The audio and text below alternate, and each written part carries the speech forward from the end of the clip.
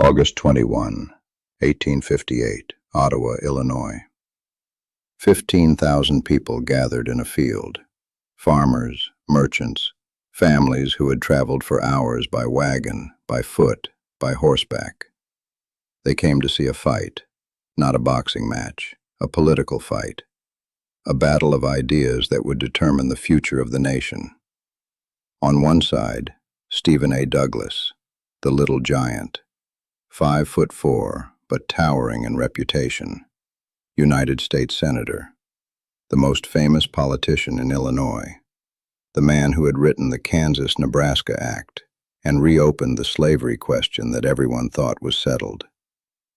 On the other side, me, Abraham Lincoln, 6'4", awkward, poorly dressed, known mainly for telling funny stories and losing elections.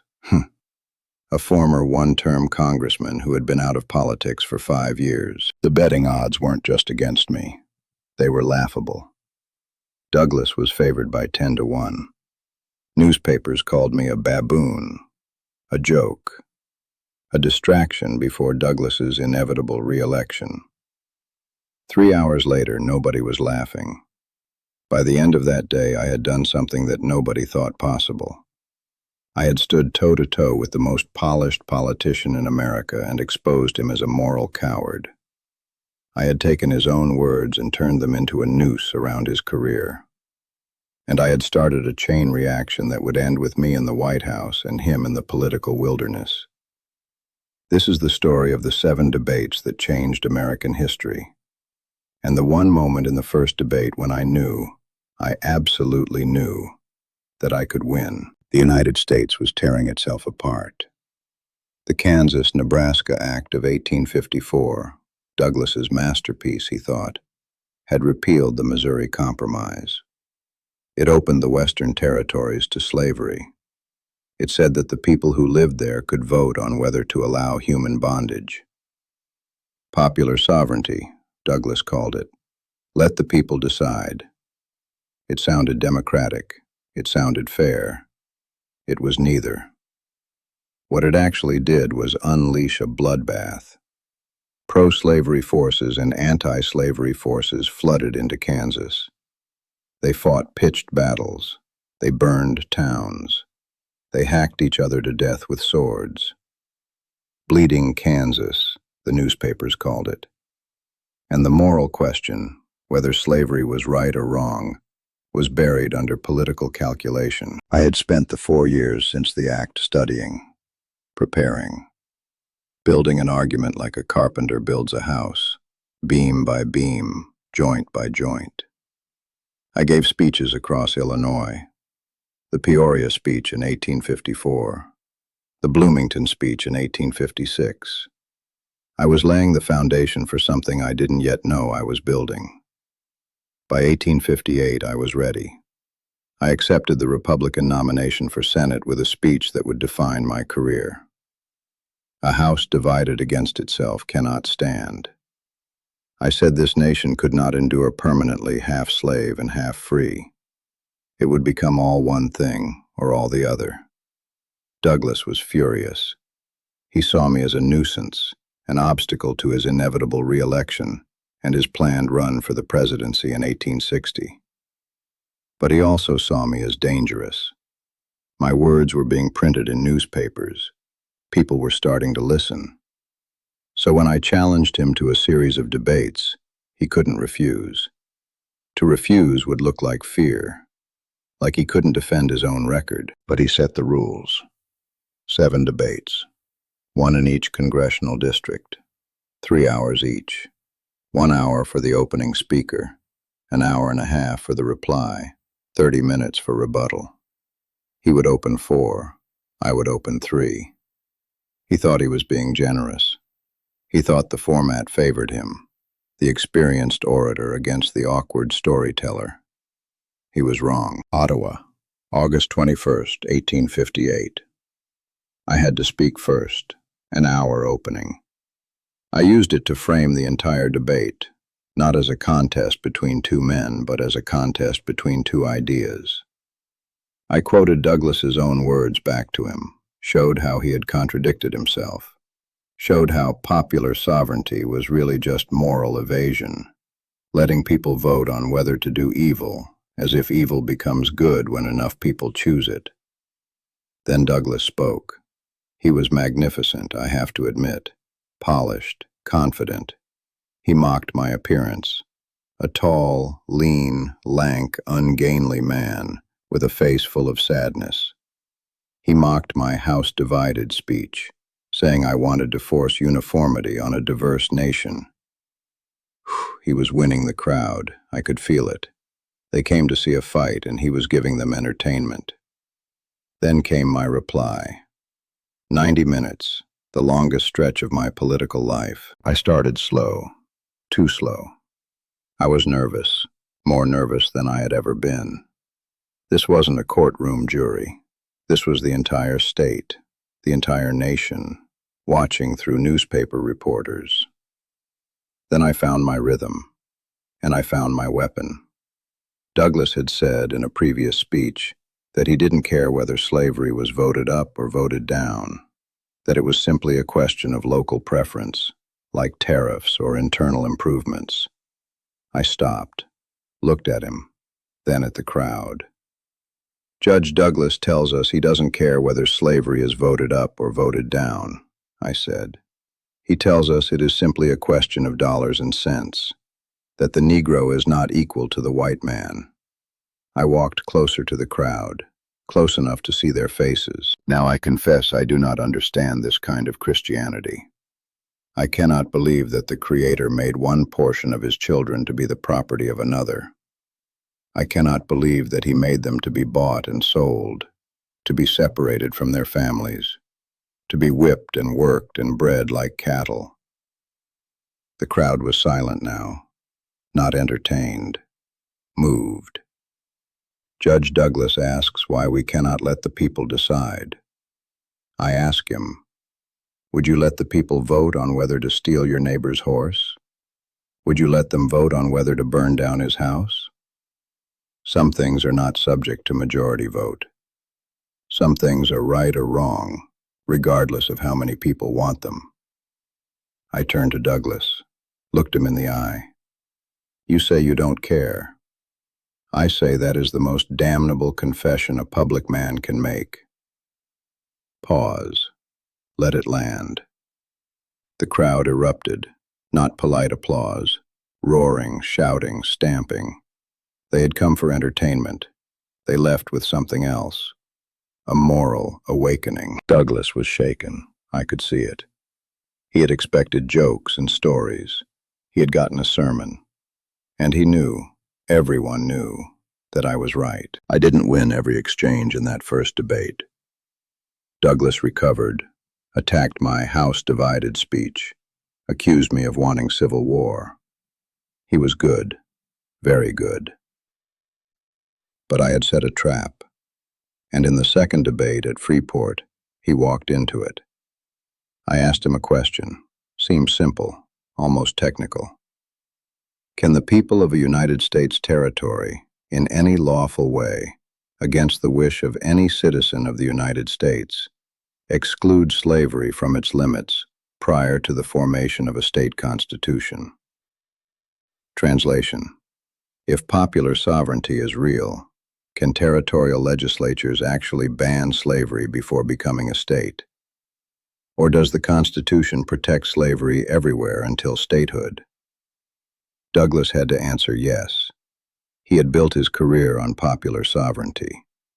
To say no would destroy his credibility with Northern voters, but if he said yes, he would alienate the South. The pro-slavery forces that controlled the Democratic Party would see him as a traitor. He said yes. Yes, he declared. The people of a territory have the lawful means to introduce or exclude slavery as they please. The crowd cheered. He had defended popular sovereignty. He had won the moment. But he had lost the war. Southern newspapers exploded. The Charleston Mercury called him a traitor to the South. The Richmond Enquirer said he had forfeited all claim to Southern support. Democratic leaders in the South started looking for a different candidate for 1860.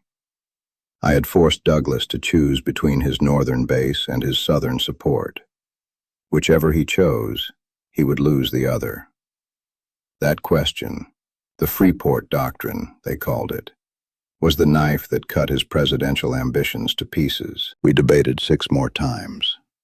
Jonesboro, Charleston, Galesburg, Quincy, Alton. Each one was different. Each one was the same. Douglas would attack me as an abolitionist radical trying to incite race war. I would attack him as a moral coward, willing to tolerate evil for political gain.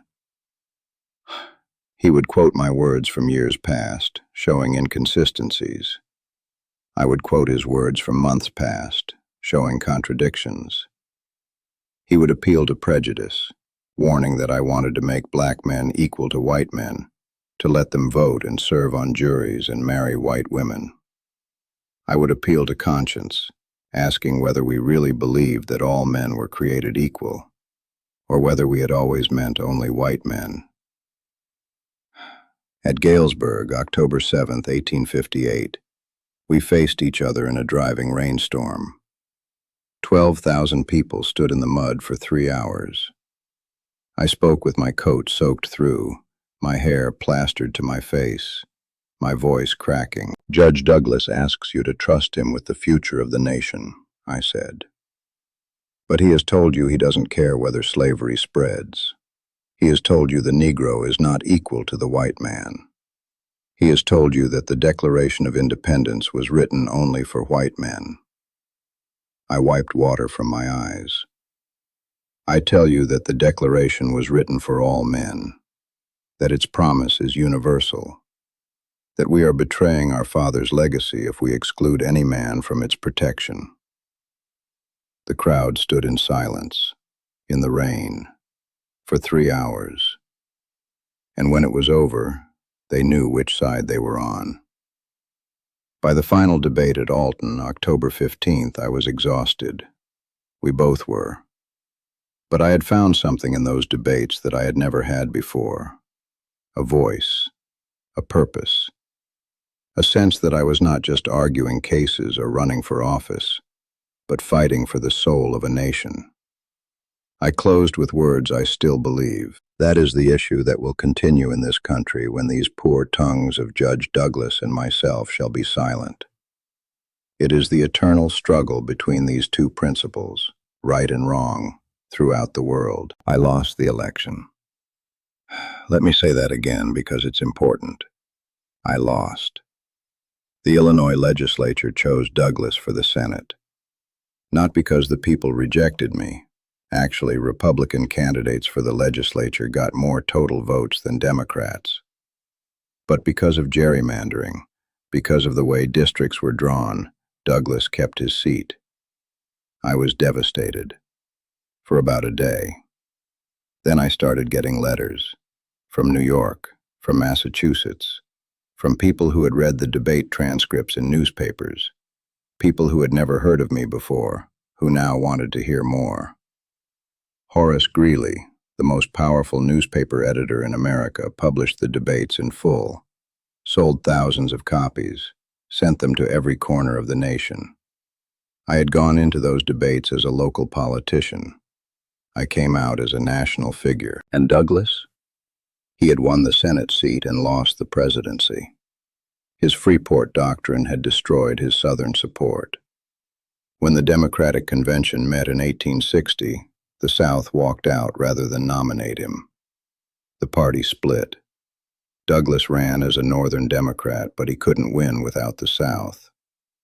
I ran as the Republican, the United Republican, the man who had stood against the expansion of slavery in those 7 debates, the man who had forced Douglas to expose his own moral emptiness. I won the presidency with less than 40% of the popular vote. But I won. And in my cabinet I made a place for the man who had beaten me in those debates. Not Douglas, he was finished. But William Seward, who had been the Republican frontrunner in 1860, who had expected to be president himself, who became my Secretary of State and one of my closest advisors, because I understood something from those debates. Victory isn't about winning the moment. It's about winning the argument. It's about being right, even when you lose. So what do I want you to take from this? Not that you should run for office, not that you should debate, but this: stand up when it matters, even when you think you'll lose. Those 7 debates weren't about my career. They weren't even about the Senate seat. They were about whether a nation could survive while avoiding its own moral contradictions. I stood up because someone had to, because the argument had to be made, even if the crowd was against me, even if the odds were impossible, even if the smart move was to stay silent. And here's what I learned. When you stand up for what's right, you don't always win immediately. Sometimes you lose the election but win the future. Sometimes you destroy your opponent's career without knowing it. Sometimes the real victory comes years later in ways you never expected. I'm Abraham Lincoln. I lost 7 debates and won a presidency. I lost a Senate seat and saved a nation. Don't count your victories by the scoreboard. Count them by the arguments you made, the stands you took, the moments when you refused to be silent, even though silence was safer. Stand up. Speak out. Let them call you a baboon, a joke, a distraction. History will have the last word, and history is watching you right now.